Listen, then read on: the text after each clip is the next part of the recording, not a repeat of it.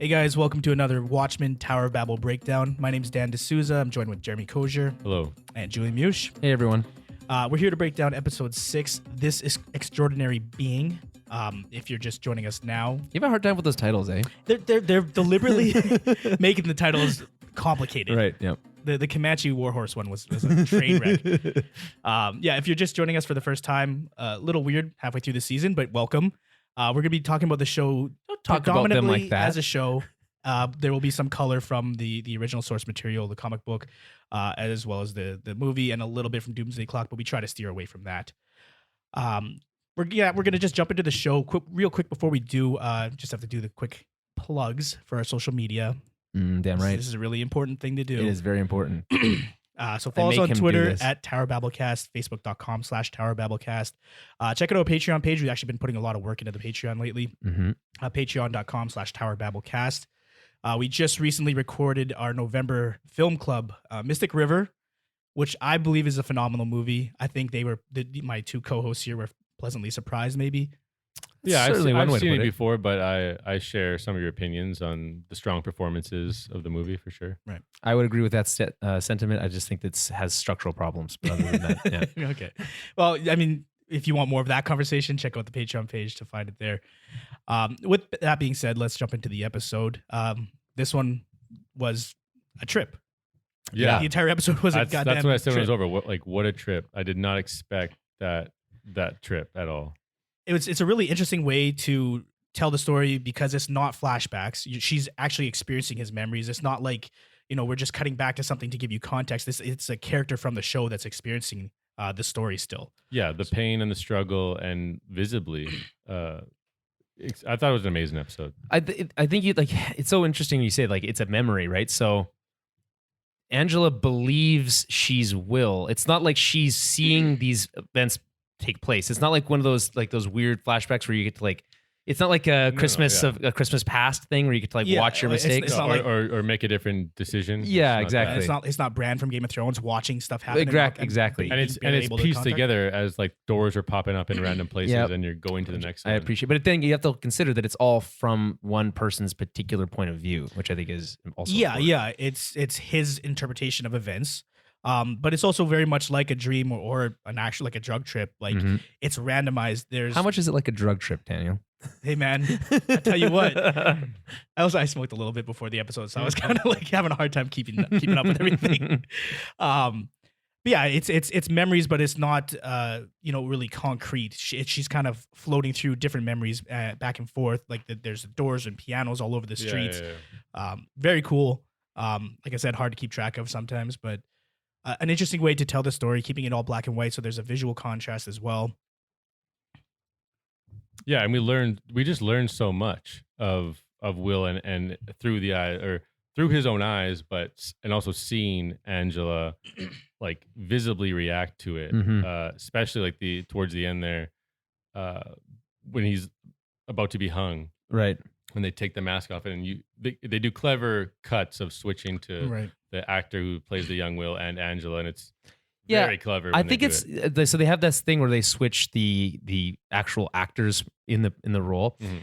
Do you think it would have been more or less effective if it was Angela the whole time? Yeah. And just because you want to see you want to see June and Will right.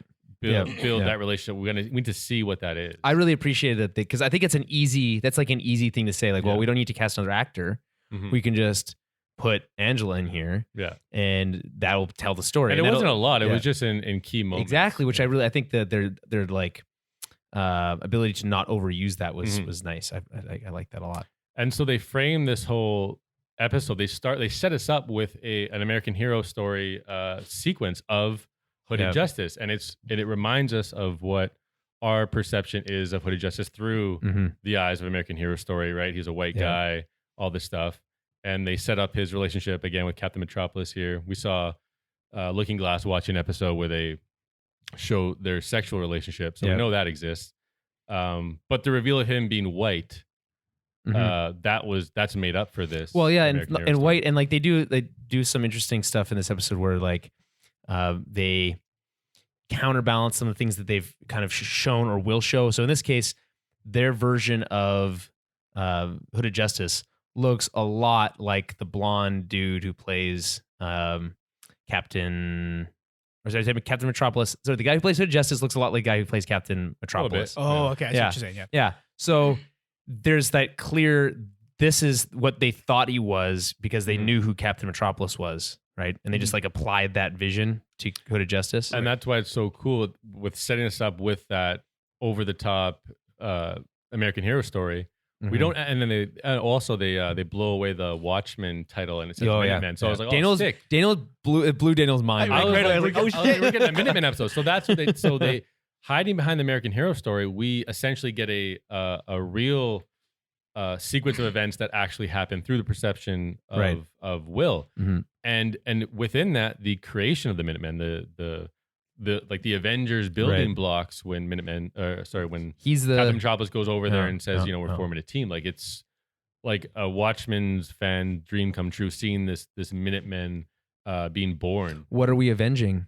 Yeah, I think it's really cool because very much like the original graphic novel, that American hero story part is a commentary on our perceptions of superheroes.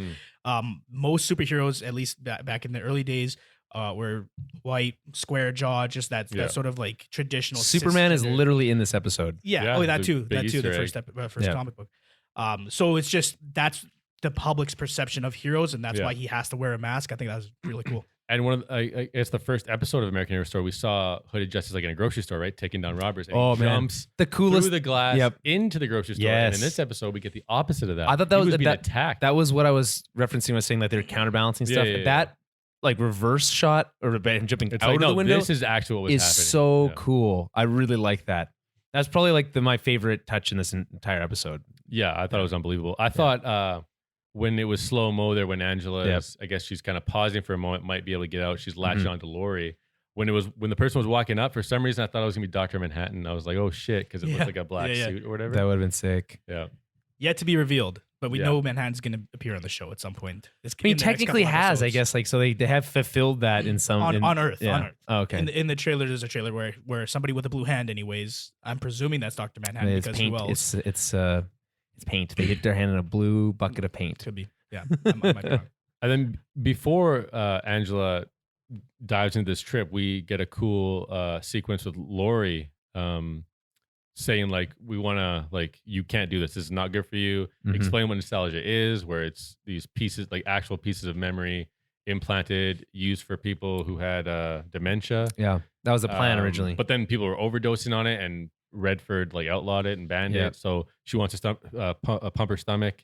But okay, so the logistics of getting someone to sign a form for consent to pump your stomach when they are tripping out doesn't make sense because they can't give consent anyway. Well, they can't give informed consent. Yeah. Or sober consent. Right. So like it doesn't, that's stupid. Like it's one of those signs. Well, like, I mean, and there are plenty of those types of legalities in our real world as well. I don't know what the solution to that is. And then really what we see here is Lori just desperately wanting to know where her grandfather is, Will. Like that's where she is leading her next. And you got to remember like what Will had said. It's like she has to go through it herself, right? She has to figure it out herself. And like I think he knew that this was going to happen. Like he had kind of planned this in some way. Well, he planted the seed when he asked her to grab her the pills, grab him the pills. Yeah, little things like that was part of him. He knew that was going to happen, stringing her along. Yeah, and then this is when we get the first transition into the nostalgia trip with the like a drummer drumming, and then it transitions into police cadet graduation. The drummers, by the way, the use of percussion in this episode is very reminiscent of Birdman. And like you get these drum solos essentially, and these percussion solos that are driving action, and it's just very rare that you just don't see it very often in film. It's obviously very obvious in Watchmen because they literally pan past a guy playing the drums in that movie, which is really weird and like fourth wall breaking. But in this, I think it totally works. I really like it, and it sets us up with showing Angela in the uniform amongst the other cadets.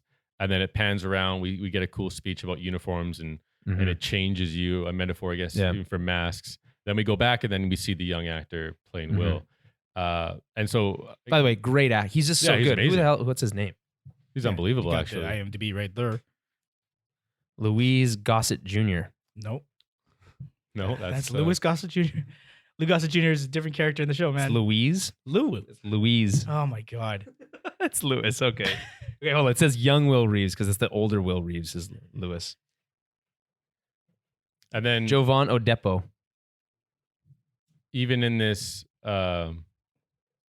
monumental moment, we get a sign of racism of the time again when he's passed by the lieutenant, and then a black lieutenant has to give him the badge. But here is where we get that line where he says, "Beware the Cyclops." Right. Which what do you think of that, Daniel? Which is deliberately cryptic. I mean, maybe that's the way it had to be back then, but he could have helped him out a bit more than that. Yeah, just here's all the information I'm gonna give you. What? And then flash forward, we see Hooded Justice Will with Why would you say that with to all me? those clippings and he's following the clan, Right. And it has that eye logo on the outside. Yeah.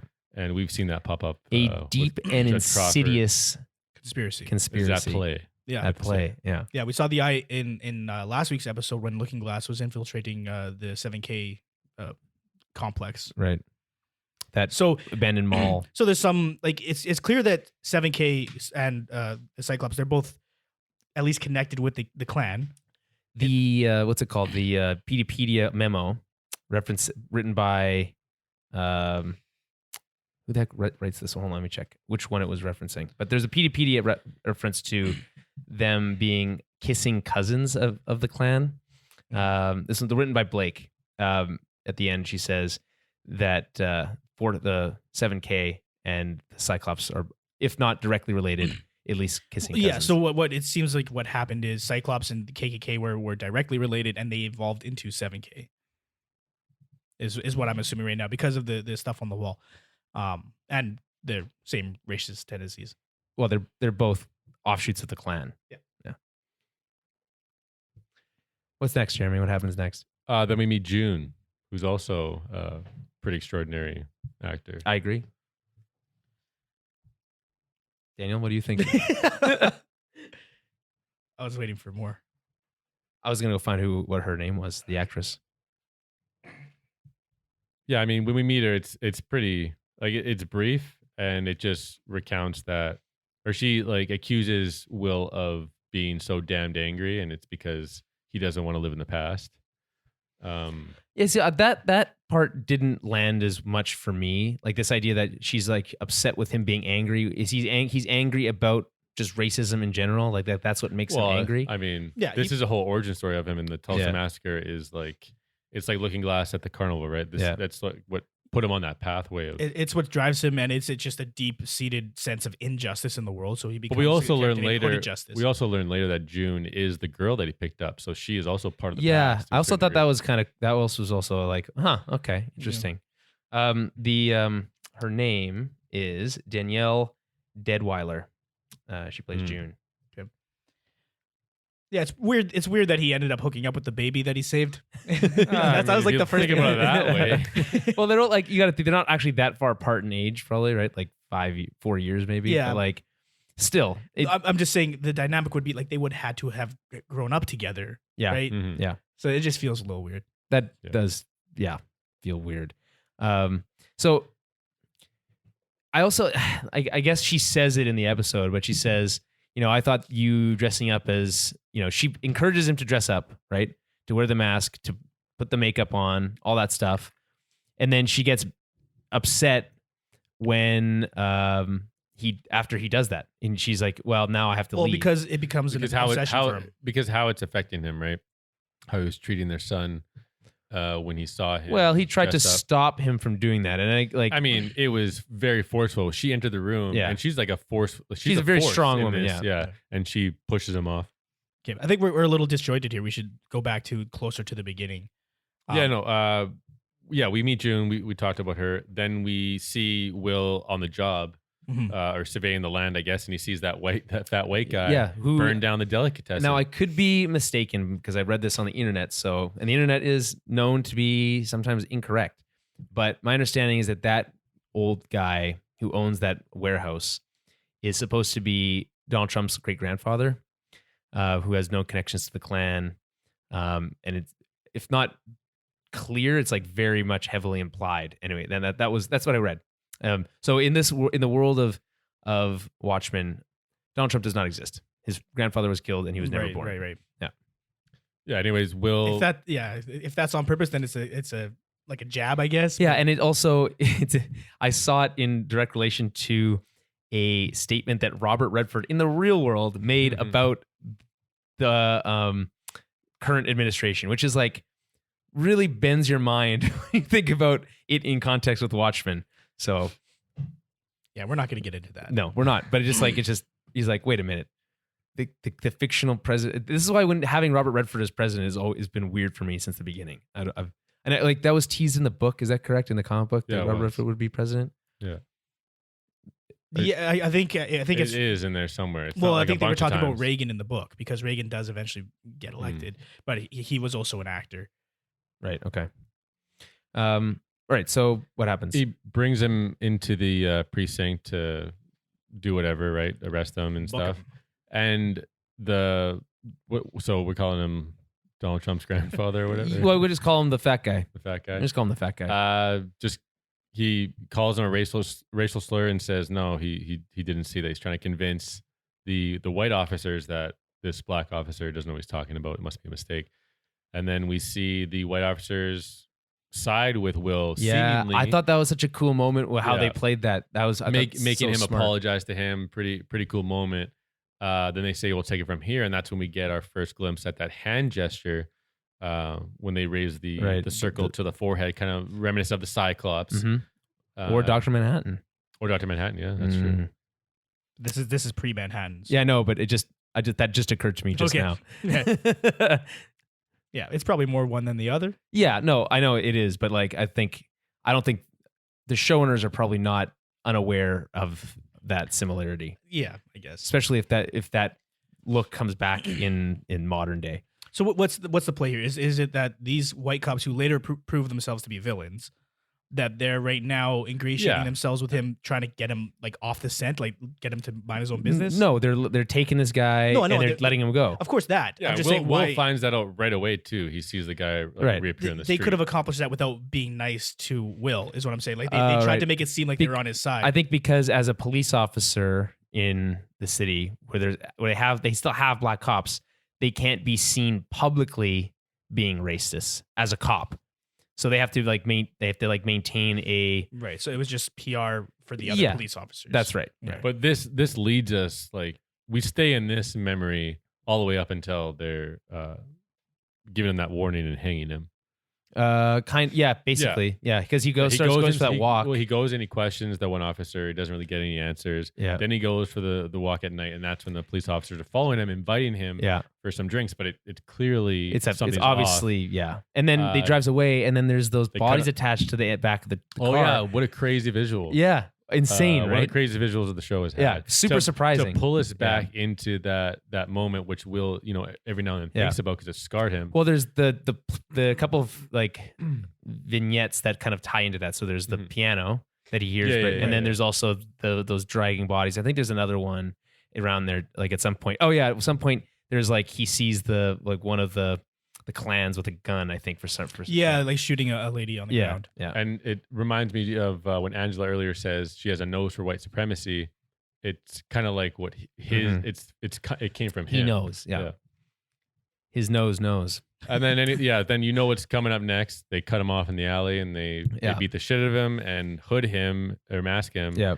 And drag him to a very familiar first site. person shots as you're being pulled up by the tree. This is when I was like, for sure that he's hooded justice. Oh yeah.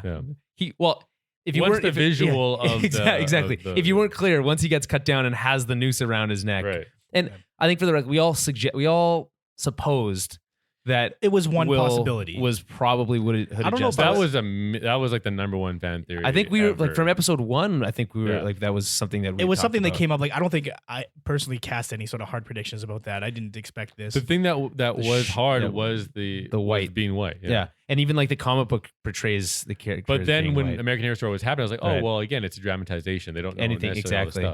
But then I always came back to the comic book, right? And then, especially at the beginning of this episode, when we get the American Hero Story episode where Hooded Justice does take it off, it's like, you know something's off. Yeah, here. yeah. Because it's like nobody. It's like he pulls off his mask and he's just some guy. Yeah, they all It's sound like not actors. really a great reveal.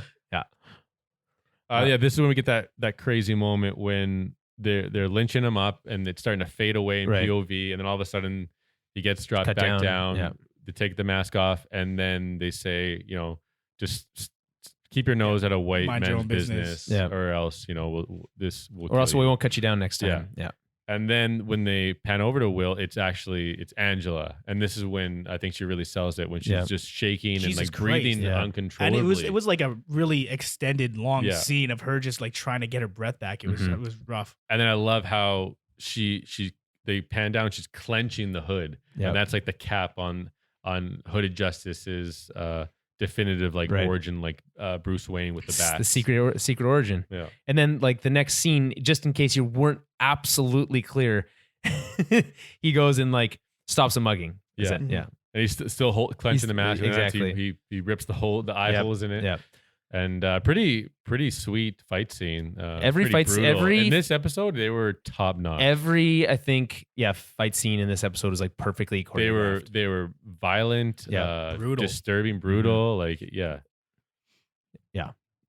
What's the word I'm looking for? here? vicious. No, that's not the Vicious is Vicious probably- is maybe the word I'm looking for, but visceral is the word Visceral, I'm looking yeah. for. Well, that's more. I was gonna say that earlier. It's especially with the POV scenes. Yeah. There's this one, and then there's another later on in the episode.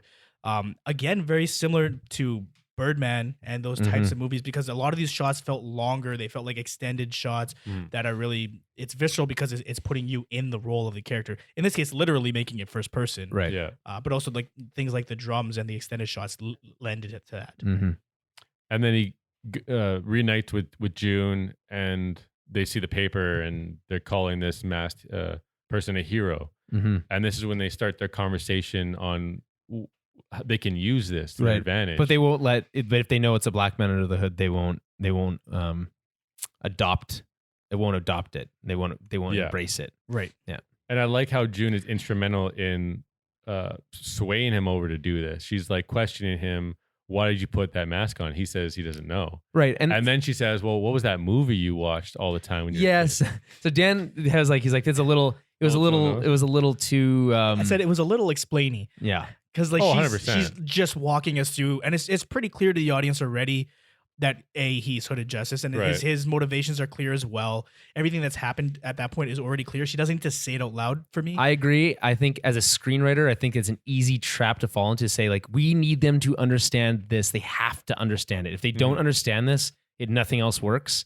And they were But, flashing you back know. between the actual movie with what's the name? Bass Reeves. Bass Reeves. Yeah.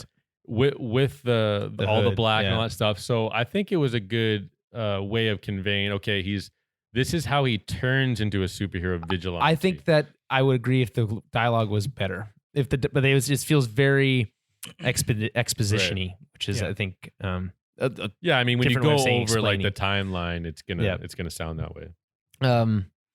yeah, I don't know if there's a better. I mean, you could just not say anything there, I guess, is another easy way to do it. Show instead of tell. or just say a little bit less. Yeah. You know, I get that they're having a conversation, and that it's important to have that conversation. And I think it's very satisfying that Will ended up being Hooded Justice. I Yeah. agree with all of that stuff. Yep. I love it. Yep. It just, we don't need to explain exactly how and why. And this is when we get that really cool reflection of Angela in the mirror once June's applied the white Right. makeup to the eyes. So again, I still don't really love the idea of June being such a pivotal part in convincing him to take on this role and then blaming him for that later and holding him responsible for it. It feels like I don't love that. Well, you got to remember, there's years and years in between those 2 points. It's not- They don't say how Yeah, long. That's and what's Well, no, but the kid grows up, right? Yeah, that's true. She goes from being pregnant to having having like a- an yeah. 8-year-old kid. So yeah, that's true. There's years and years in Yeah. between, and he changes throughout that time, partially because of the Minutemen Mm-hmm. and his relationship with Captain Metropolis. Which is probably more likely the bigger part of it. You probably became more distant because of that, less due to the Hooded Justice specific elements. Okay, here's a sidebar, but a big one. How does knowing that Will is Hooded Justice, or Hooded Justice was a black man fighting against black oppression, affect your thoughts of the character or your interpretation of the character from the book? Does it at all? Well, that's why the show is not really. That's why the show is so sweet. Is because it's expanding on Right. this so much, and it earns it, and it makes sense, and it makes it important that it's just unbelievable to me. Because Hooded Justice is a fan favorite. The history stuff of him like being the first and all that stuff is all rooted in the But the comic book. thing about the character in the comics is that there's so much mystery surrounding the character, and it's very open ended. And they found a way to make it satisfying and make it make sense within the world. Yeah, So I don't think it takes away from the character. I at all. love it. I didn't have to. No, take I a know. look I'm at just it. saying. It did.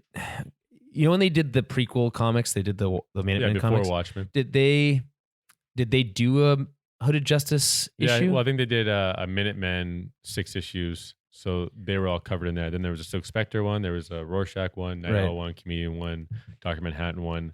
But I believe Minutemen were just like its own one thing. Yeah, because so they there's didn't that dive history. deep enough into like. I think there was stuff, but not super deep. And does any of that stuff like contradict anything that's from this? I don't know. I don't think that's like Considered canon at all. No. I didn't read those comics, but I don't think that there was an origin story for Hooded Justice. It was more like he was already active. Yeah. There was no like revelations like this. This is like this is okay? Crazy. Yeah.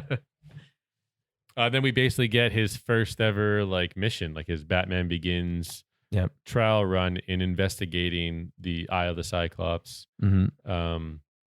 And he stumbles upon those officers. He follows those officers, and they end up having the KKK robes on, and they're at the back of a grocery store. We learn in a bit. Yeah. And this is a sick fight scene. Oh my god, it's absolutely crazy. He's not perfect, right? But he's brawling. He's just making it happen. The choreography is nuts. It's Batman. It's like Batman Year One. Yeah.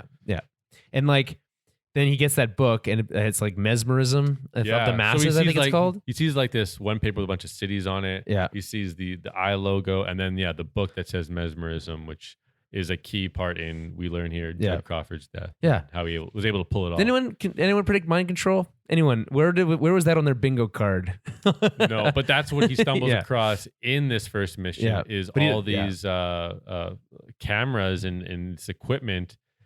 But he doesn't know what it means. Like he hasn't put the pieces together yet. No. Well, I guess it gets revealed later when he's a police officer again, when he goes and visits a theater. Yeah. And a bunch of people are dead, and he realizes it's from this mind control strobe light type thing. But like at this point, I think it's cool is because it's just very much like, well, what the heck does this mean? And then we put it together.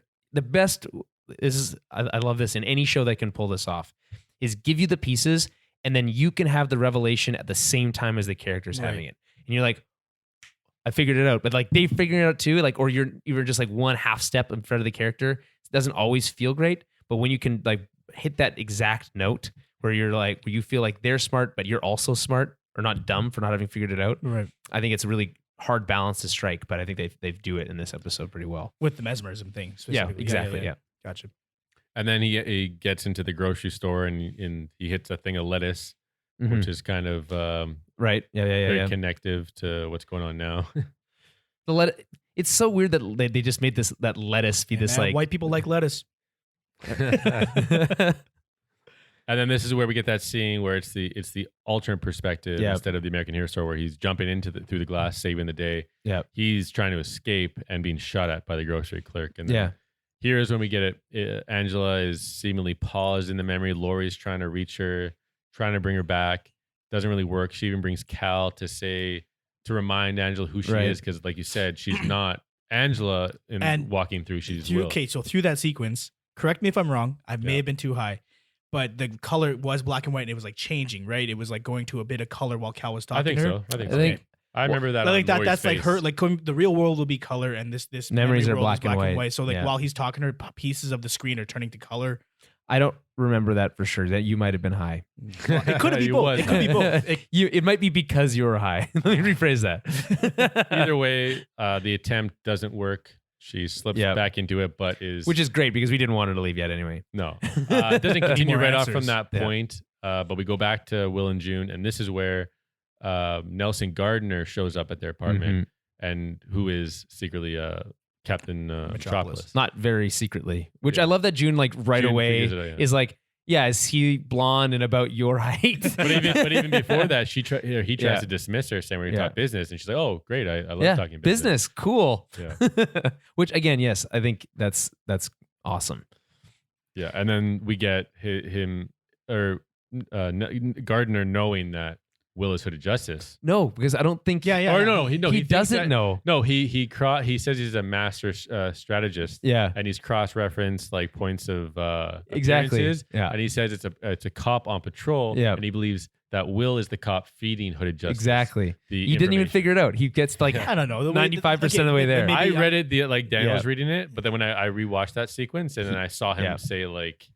Didn't seem like he was too confident in but he seemed to be making a lot of like deliberate eye contact and like it seemed like he knew more than he was letting on. But he was worried when June mentioned him, Captain Metropolis, more so than Will or June even, because June did the laugh, right? She was very protective of that theory. It's interesting. I don't know. I was assuming that he knew or he had put the pieces together that Will was Hooded Justice. Maybe you can read it both ways. I don't know. Because I mean, like, and one thing that I didn't love about the way the episode was shown to us is how immediately the Minutemen were like prostitutes. You know, like it was just about the PR. It was just about. But I mean, that's kind of cool because look at the boys, right? Like that's like a story. That's been like around the creation of a real life superhero. It's so easy to fall into that, or even worse, abuse the concept of hooded justice as instead of just the character, but the concept of a superhero. It's so easy to say, well, I'm just going to do this purely for the PR, which I think ultimately that's what it becomes. Yeah. My version of the Minutemen, and this is my interpretation of the comic book, is that they were operating for years. So it couldn't have started that way because I know towards the end, that's one of the reasons that they ended up breaking up. And I know that once Schneider, the name that's impossible to pronounce, came in, Schneider, that became Zack the focus. Snyder. But before that, it wasn't. Before that, they were actually trying to go out and adventure and stop crime. And I have to believe that Captain Metropolis at least started from a good place and then was corrupted. Well, they were technically the Minutemen before Hooded Justice. Right, that's true. Because he said that's the new Minutemen. So, and they were doing it because of Hooded Justice, so in the right way as a team. I think the new Minutemen is supposed to imply that the original Minutemen were the Minutemen from the Revolutionary War. Yeah. And then they're the new Minutemen. But like, I don't know, like if the show wants to say that, you know, that's where Captain Metropolis comes from, like that's his priority.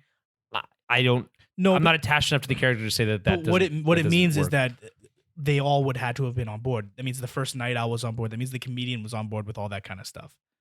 The photo ops and such. Well, I think some of them didn't necessarily care as much for that, but they just like, well, it's easy to just go along with it. And so did he. Fair enough. And so did he. Yeah. I know. So I don't know. And they probably fought crime while they were doing that stuff. It's just and to be fair, like when you read the comics, all the in between chapter stuff, it's all PR. It is Sally Jupiter having a fake relationship with Hooded Justice just because that made good press. They talk about how Silhouette. How do you think that made June feel?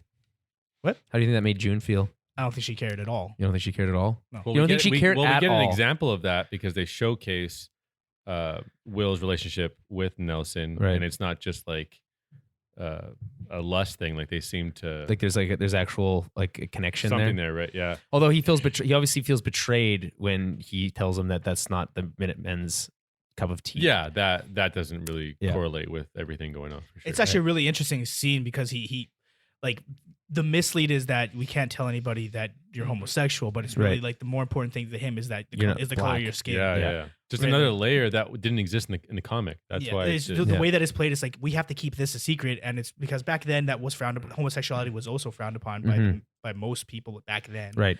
But he cares more about the color of his skin and how things look. Right. And so they would look. It wouldn't necessarily look great for the Minutemen to come down and crack down on this like white group of white people, you know, or whatever that are just quote unquote regular citizens, I guess, know? Yeah. But like, they're also white supremacists with mind control technology. So, I mean, that does seem more like the Minutemen's cup of tea.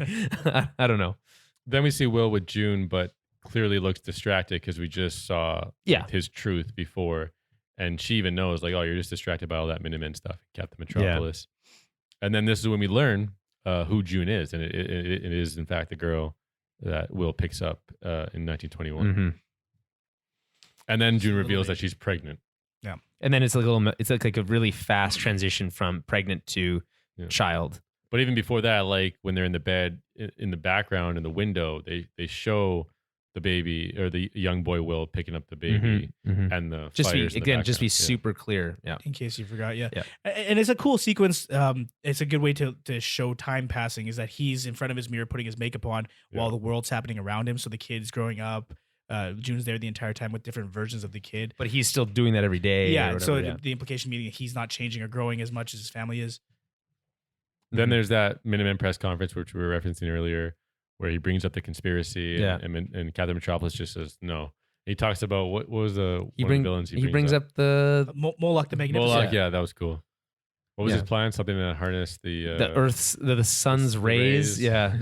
Something that sounds like exactly like a Golden Age comic It just book. it really reminded me of The Boys and who's the main guy in The Boys? Homelander. Homelander, Yeah, yeah. it totally Yeah. and like he kind of a little bit like Yeah. looks like him. Yeah, that's the point. Yeah. He looks like an archetypal superhero. Again, Superman, a comic book Superman, or the comic book of Superman #1 is in this, and that's not that is not a coincidence. No, they flash Right. back and forth between Yeah. Will's father and the baby getting him out Yeah. before they die. Which is a really cool way to do that. Oh, Because yeah. the comic book guy, the guy selling it, is telling him about how this baby Parents, was sent away from a planet right That was before it gonna blew up, explode, yeah. and then it cuts right to Will's backstory. Yeah. Again, a little on the nose, but it's fine. Man, I don't know whose I'm idea all that for was. it. if that's Lindelof's thing, like that's props. That one's cool. Yeah. Props, yeah. Then we see Will back in regular cop uniform in front of a theater that looks like it's just Well, torn to shit. it feels very reminiscent of the 1922 massacre Yeah, again. Like yeah. there's what? 21. Is that 21? Yeah. Okay. You just said it. Well, all right, my bad. And he goes in there, and it's like this is when you start putting those pieces together. Well, right when he's talking to that lady, and he doesn't let her finish talking, but like between the half sentence you hear from her and those guys running off the side, you're like, holy shit, we just figured it out. And that's like, it's pretty crazy, actually. Like if you think about their plan, it's pretty fucked up. Like, yeah, to start riots and make those people the actual problem, Yeah. but them not Yeah. starting it. exactly. It would just fighting. ruin They get them. rid of Yeah. themselves is the idea. And they're framed Yeah. completely, and Yeah. no one can prove it. Yeah, it's Yeah. it's a vast and insidious conspiracy. And then all the crates have that eye. Yeah, logo not I mean on it. like not subtle on their part. No, You know, yeah, I just- remember that. I was like, just- that's you just probably gonna- wouldn't stamp that. With, yeah, we're just gonna brand all of our evil technology. I mean that's pretty common in comic books, right? I mean, yeah. Hydra and it puts felt his logo on all or that. even like video games Yeah. too. And it felt like a video game because it was first person. He's going in there and Yeah. popping. Holy shit. Popping them. left, Well, right, he just center. gets like he's just looking at it, and then that old the fat guy comes out again, and he's like, I know all the cops that walk this beat, you know, whatever, and he just shoots him. You just get again. That's like that anger coming out, right? And Yeah, because he's at the point, much like Rorschach in the original comics, Mm-hmm. where he realizes that there are limitations, and he's just choosing to take it into his own hands. Right. It's not like that's the right answer, but No. it's what he needed to do in this but situation. boy, did it feel satisfying. Right? And it's cool because it's really hard to pull off like an FPS point of view Mhm. without having logic behind it. So in this, it's Angela experiencing it through his eyes, and it Right. makes sense in the story. It's not just for I forgot to kicks. mention right before this though that fat white guy shows up again. And he kills him. Yeah, that's what I said. And I was then just talking goes about in, that. Yeah, he just shoots him, and like because that guy sure knew how to play pompous asshole really well. I mean, props to that. Yeah, he's a good Yeah. actor. He's probably a really nice person. Yeah. If you see him on the street, this is not what he really is like. Yeah, and then just kills. He I like how he keeps the hood in his pocket, so I like that. Mhm. Puts it on, just shoots him, and then systematically goes in and shoots everyone, and then strangles that last guy because he's out of yeah. bullets. Yeah. Which is such a cool moment. He's like, and it clicks because he was ready to just kill him anyway. And it's such a crazy visual, right? Yeah. Being back in that time and seeing these huge projectors and Mhm. technology and this Mhm. guy recording those words. Mhm. He's like, yeah, that's a vast conspiracy. Like, why? Yeah. Who's behind all this, right? We Yeah. still don't know. That's good question.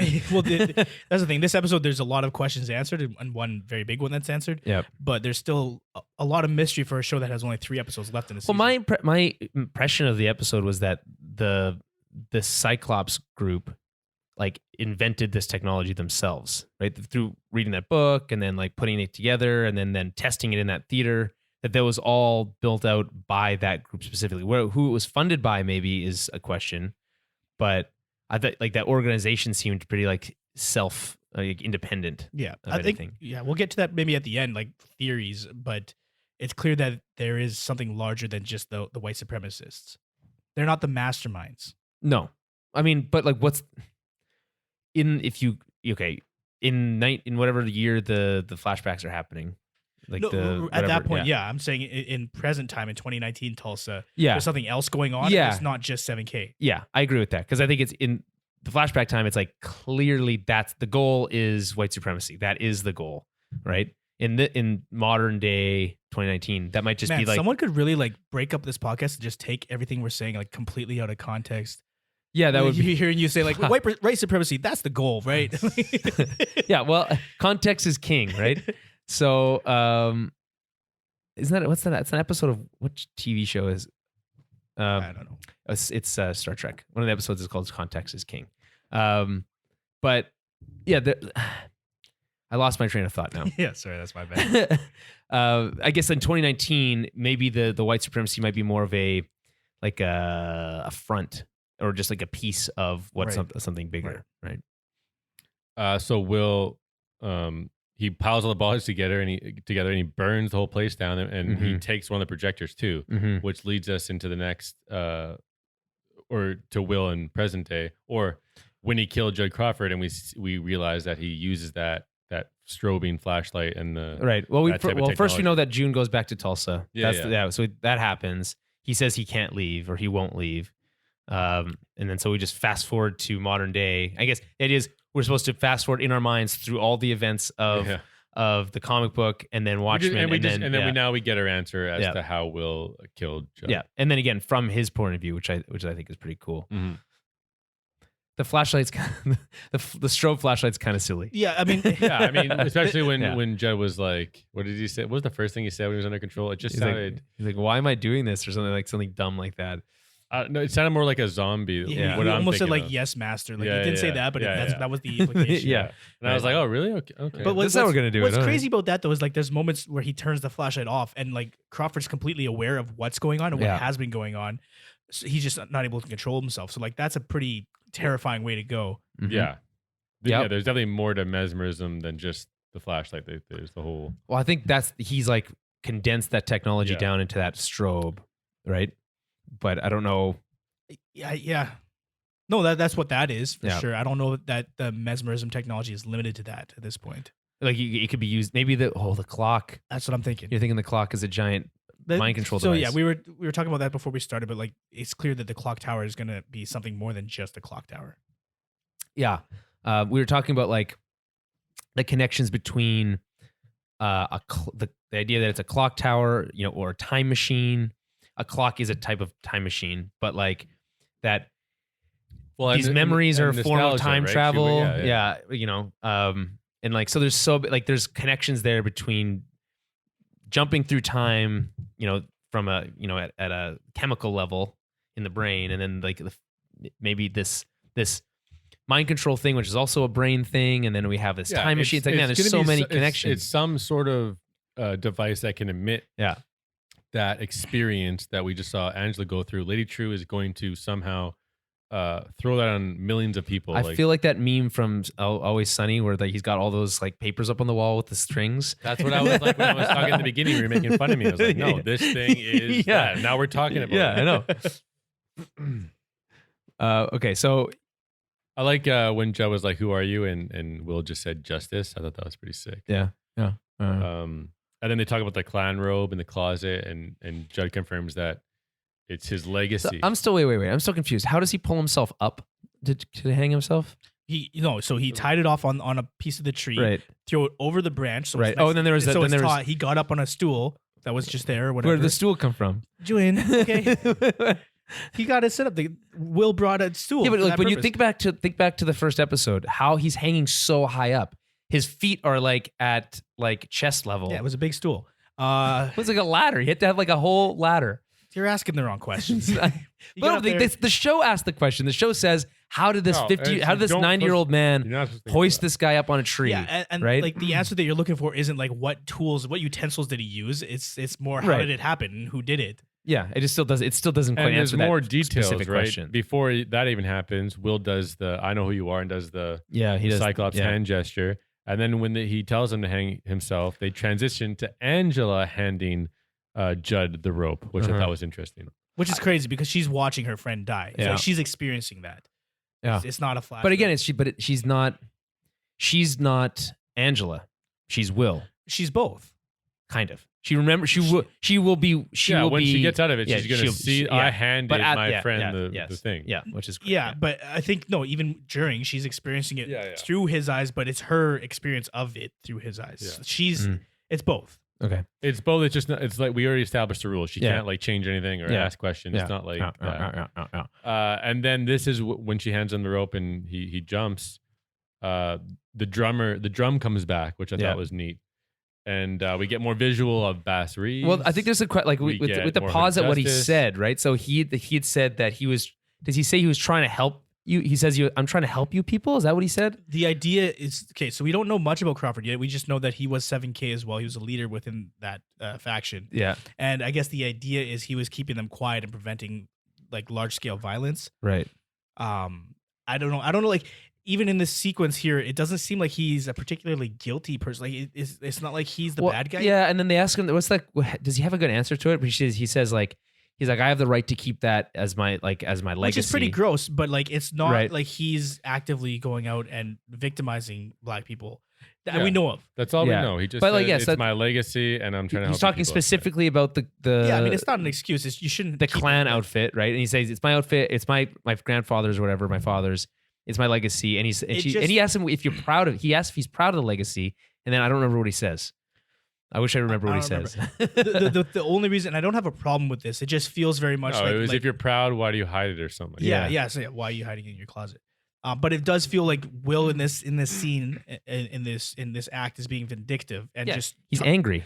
and that's fine. This is his Boss Reeves moment. He's been waiting for his whole life. Yeah, because the idea is that Crawford was that sheriff that seemed like the good guy but wasn't Mhm. really. It's just it's not clear right now with the information that we have what Crawford was doing that was bad. The answers we get here are just how it actually was pulled off, Right. and him confirming that yes, that the clan outfit was his grandfather's. Mm-hmm. Right. So yeah, It's just there was no admission of guilt from Crawford. No, no, but he also wasn't denying that he was. Like he wasn't. You know what I mean? It was like he didn't admit to it, but he also didn't deny it either. You know what I mean? Like he didn't admit to any necessarily like straight up wrongdoing. Like I didn't go out and shoot black people, Mhm. but he also didn't say that he didn't facilitate any of that stuff. Right. Like, you know what I mean? It's unclear at this point. Yeah. and this is when Angela is coming out of the effects of nostalgia, and we get the drummer again, which is really cool. Throwback to the beginning when she was entering into it. There's more visuals of Bass Reeves, Hooded Justice, Noose, June even. And then I think we hear June's call Will an angry man again and to stay away and to pretend or make it so like she and the son don't exist. Right. And then the next visual is an old black lady saying like a POV to Angela, essentially saying, we're going to take you home now, honey. And then Angela wakes up. So what do you think that means? That old June? Yeah, I think it's got to be. Yeah. It's old got to be June. a 90-something-year-old June. Because he's, 103, 104? Mm. Something like that. And she's deceased, right? Who? June in modern day. Not that we know of. What does that tree say? Well, I don't remember actually. I don't think we've ever had a finite answer to Pretty that. We sure- also haven't Mm. asked that question. I don't know. Either way, we might go back to that moment at some point, like it's Mhm. and find out what's going on there. But it was very brief. Anyways, Angela wakes up and she is with none other than Lady True, Yeah. and she is like she just went through the craziest experience of her life in sweats, shaking, Yep. just in disbelief. Do you think she survived it because it was closer to her brain chemistry than like someone else's? And this is purely based on. I would say so because Yeah. the memories have an effect on her. They are part of her. Maybe. heritage. There's a biological. There's similarity. a want and a desire to keep going, Right. to listen. But like to you, these if like if things. I took your there would nostalgia, be no, there would like, be, you wouldn't have what You is guys nostalgia. couldn't handle mine. You would never be able to handle What are you it. talking about? What are you talking about? But think about This is a great life. Think about what it's called, right? If you took his, Yeah. you wouldn't have any nostalgia because Well, I you get it, can't but like attach yourself to his through his DNA to experience that nostalgia, Yeah. whereas they are related and they can experience that. I just don't know how much the like. We're just speculating. I just like it's not the show does not provide us with the information that says because you are related to someone, you're more likely to be able to take someone else's nostalgia. That's never proposed in the show. I'm just based Yeah. on the information I'm given. I'm just a question I'm asking. It hasn't established those rules, although you have to assume that there would be some similarities. But no, I think the reason that she survived is Lady True saved her with her technology. Like, why else would Right. she have been brought there? That's a She good was in point. the police precinct, right? That's a good point. They brought her to Lady True because she was the only one who could Yeah, save they her. had those crazy tubes hooked up. Yeah. Right. There was Probably there's that siphoning it weird tube. Yeah. it was like a yellow. It was like tube. an IV, but like huge. Yeah. Yeah. So I'm assuming that's what that is. So yeah, now theory time. Okay. Everyone's favorite moment where we just guess stuff. So obviously the mind control thing is going to be a larger part of the show. It's not just the flashlight. Yeah. We mentioned earlier, like the clock tower could be used as another form because we're assuming that, or actually characters in the show have said that 7K is planning some sort of attack. Mhm. Um, Well, we still don't know the results of that that 7K jump on Looking Glass. on Looking Glass. We don't know the We don't Yeah. we don't know. There was nothing else but her stuff. Well, today. in the Pedia files yeah, that you read earlier before we started hold recording, on, you're right. Lori mentions that she's sending her agents to collect Looking Glass right away because she thinks that he gave up Angela too quickly. Oh, so they'll probably save So him. there's going to be cops heading to his house at the same time that 7K is there. So hopefully he's saved. So we get Looking Glass stuff and Lady True stuff with Will and Angela, I'm assuming. Yeah. Having that conversation now knowing that Angela knows everything and that her grandfather was put to justice. So the big questions are, okay, there was no Vite in this episode. No, Yeah. we're not ready for that answer. yet. Well, I did We're not ready. I did see a picture for next episode, and it's him in his Spacesuit? old school Oh, his- purple and yeah, gold yeah. uniform Ozymandias. with more of the clones Clones. around him, and he's just like sitting there. Could look like a trial of some sort, which kind of makes sense, I guess, if the game warden is going to sentence him to whatever punishment. Right. I don't. Now that I know that it's on like a moon of Jupiter, I just don't care about anything that's happening there. It's like, Well, it's going to relate to the story that we're watching Yeah. on Earth too. I just like make that make sense to me now. Like Also, I just don't want any It more said, questions on save that. me. He made the body Yeah. say "save me" D. I don't know if we mentioned that there was a D at the end. It wasn't just "save me." Oh, really? Yeah. I don't remember. I don't remember that Yeah. either. No, I looked at it again. It says Save me D. Who But would they be didn't, D? they didn't pass over to see if There's more. There's more letters. So it could be Doctor. Yeah. Obviously not Dr. Manhattan. He's not going to spell it Manhattan. So many letters. Could be Save Me What's Dan. Dan Dryberg. What's Lady True's first name? Mm, Do you it have doesn't that? say on the. Doesn't say. Maybe it's D. True. I still think that that's the connection there. Like that's her satellite. In the Pedia files, you mentioned that she's been spending a lot of money on space research and sending Voyager class Yes, shuttles which is out. what we see. It's they're the telescopes which we see. Yeah. So there's going to be a connection there. I think if the clock tower is not some sort of mass mind control thing, then it's some sort of either transport or teleportation device to bring Vite back. So then, do we think that Lady True is like she's definitely the Vite, like the new generation, Right. the Vite, who thinks he's right, but it comes at a cost. Yeah, it's somebody who has is very conceited and is coming to the like they have the answers for Yeah. the world. They're trying to fix the world. But from And our they're- perspective, it just seems so ominous and like it's probably not going to be. Yeah, good. because we know what happened last time. Like his version of fixing the world was killing millions Right. to save Mhm. billions. But this is Will and Lady True against the clan and the 7K, which has been still ongoing. That is the focus of those two parties, right? It's the 7K collecting the batteries because they have that technology to warp for things the or whatever. lithium in the batteries. And then you have Lady True with her clock tower and nostalgia and the memory stuff and the cloning. Why do they And need lithium? I thought they don't need lithium. It's synthetic lithium is like abundant. They need the batteries that are in old watches or whatever because lithium isn't used in what they only use the synthetic lithium. They're using this actual lithium. for Real something else. lithium. Okay. Yeah. which was potentially what was used with the mesmerizing stuff. I don't really. There's a lot going on, and I'm not entirely sure. But what it's the, just where the those lithium two parties falls have into. been like since Hooded Justice on that trail. It's still there, trying to figure it out. But he has Lady True as a partner now. I mean, I have no idea. I have nothing to add to this. I'm so confused. We still can't like distill it down to like a single theory yet. I don't think. It's just we know the parties now and who's aligned with who. Here's a question, Daniel. So if Lady True launched 50 Voyager class probes in 2010, would they have reached Jupiter by 2019? Yeah. Yes. Okay. Just checking if the math adds up on that. I don't Also, know how long it takes to get to the here's the other thing, halfway like, through the galaxy. so the original Voyager launches were in the 70s, maybe even 60s. It was a while back. And then nothing else. Well, we've had other similar. But like the thing is, in 2019 in that universe, there's different technology, right? So they'll be able to get there faster. Both Voyager 1 and 2 have left our not galaxy, our solar system by at this point. So they're now extra solar objects. And like, what are they sending us pictures of? Not much. Well, there's nothing out there. But like the cool thing about that is that they'll be just going for years and years and years, and who knows what'll happen. I think in Star Trek, the Borg find one of the Voyager shuttles. That's not cool. shuttles, whatever they're called, and probes. Maybe it'll bring those things from Mass Effect. The Reapers. Yeah. But we're not there yet. They're supposed to only come once you get to a certain level. The Reapers only come once every 50,000 years. Right. And it's not about what level. You know what? Never mind. Never mind. Well, I can't wait till we do a Mass Effect podcast. Will we?